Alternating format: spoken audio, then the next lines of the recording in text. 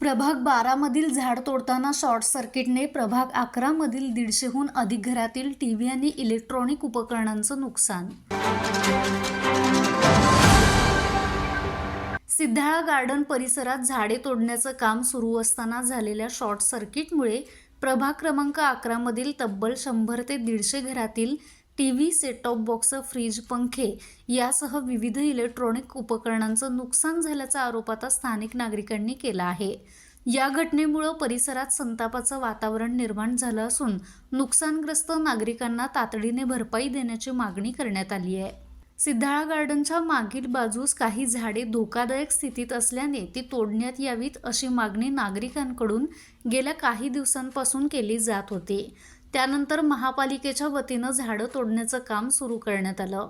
मात्र काम सुरू करण्यापूर्वी आवश्यक ती खबरदारी घेण्यात आली नाही, तसेच वीज पुरवठा पूर्णपणे खंडित करण्यात आला नसल्याचा आरोप नागरिकांनी केला आहे। झाडाची मोठी फांदी वीजवाहिन्यांवरती पडल्यानं तारा एकमेकांवरती घासल्या गेल्या आणि अचानक मोठा स्फोट होऊन शॉर्ट सर्किट झाल्याचं सांगण्यात येतंय। या घटनेनंतर परिसरातील अनेक घरांमध्ये उच्च दाबाचा विद्युत प्रवाह गेल्याने घरातील सुरू असलेली इलेक्ट्रॉनिक उपकरणं जळून अथवा शॉर्ट होऊन बंद पडली। या घटनेची माहिती मिळताच माजी नगरसेवक बाबा पाटे, सामाजिक कार्यकर्ते राजू मुळीक यांच्यासह स्थानिक नागरिकांनी घटनास्थळी धाव घेतली।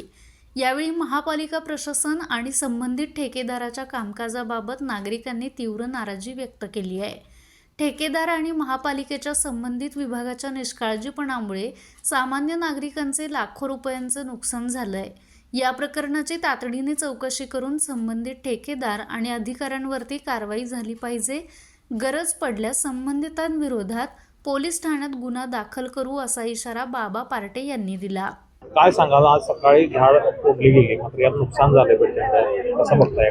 कोल्हापूर महानगरपालिकेच्या वतीनं वृक्षतोड जिथे जिथे मोठी मोठी झाडं वाढली गेलेली आहेत त्याच्या फांद्या तोडायचा हा महापालिकेचा उद्देश आहे।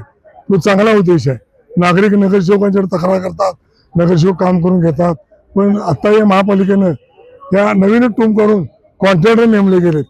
त्या कॉन्ट्रॅक्टरचा फक्त एकच मुलगा इथं आहे। कॉन्ट्रॅक्टर अद्याप एवढं वातावरण तंग झालं तरी कॉन्ट्रॅक्टर अद्याप इकडे फिरकलेला नाही। पण कॉन्ट्रॅक्टरनं जबाबदारीने काम करणं गरजेचं आहे। तेवढंच महापालिकेच्या अधिकाऱ्यांनी त्याच्याकडून व्यवस्थित काम करून घेणं हे महापालिकेच्या अधिकाऱ्यांची जबाबदारी आहे। ते आता प्रत्येक जण आपापली जबाबदारी टाळत जाते। MSEBीनं ज्यांना पाहिजे म्हणून इकडची लाईट बंद केली आणि ज्या फांद्या पडल्यामुळं तो बोजा पडून इकडची लाईट वायरी बंद झाल्या। त्या बंद झाल्यामुळं किमान 100 टीव्ही, फ्रीज, लाईटच्या काय फॅन वगैरे सगळं जळलेलं आहे। त्यात महापालिका, कॉन्ट्रॅक्टर, MSEBीनं हे नुकसान नागरिकांचं भरून द्यावं। नागरिकांची काय एवढी भरून देण्याची क्षमता नसते, त्यामुळे या ठिकाणी ती जबाबदारी घ्यावी। हिने जबाबदारी घेतली तर ठीक, नसेल तर मी स्वतः बाबा पाटे, मी या प्रभागाचा माजी नगरसेवक, पोलिसात तक्रार देणार आणि यांच्या विरोधात गुन्हा नोंद करणार। या घटनेला जबाबदार कोण याची प्रशासनाने चौकशी केली पाहिजे। तातडीने पंचनामा करून नुकसानग्रस्त नागरिकांची नुकसान भरपाई द्यावी असे सामाजिक कार्यकर्ते राजू मुळीक यांनी सांगितलं। आज प्रभाग क्रमांक 11 मध्ये झाडं तोडण्याची प्रक्रिया सिद्धाळा गार्डनच्या पिछाडीस जी धोकादायक झाडं होती ती झाडं बेनण्याचं काम चालू होतं। धोकादायक फांद्या वगैरे तोडण्याचं काम चालू होतं आणि हे तोडत असताना MSEBीच्या वायरवर एक मोठी फांदी पडली। मोठी फांदी पडल्यामुळं 11 नंबरची लाईट बंद होती MSEBीची, तर 12 नंबरची लाईट चालू होती। ते 12 नंबरची ज्याला हा 11 नंबरच्या वॉर्डमधली वायरवर फांदी पडल्यामुळं 12 नंबरच्या लाईट चालू असलेल्या ठिकाणी शॉर्ट झालं। शॉर्ट झाल्यामुळं बऱ्याच 100-150 घरातील टीव्ही शॉर्ट झाले, टीव्ही, फ्रीज शॉर्ट झाले।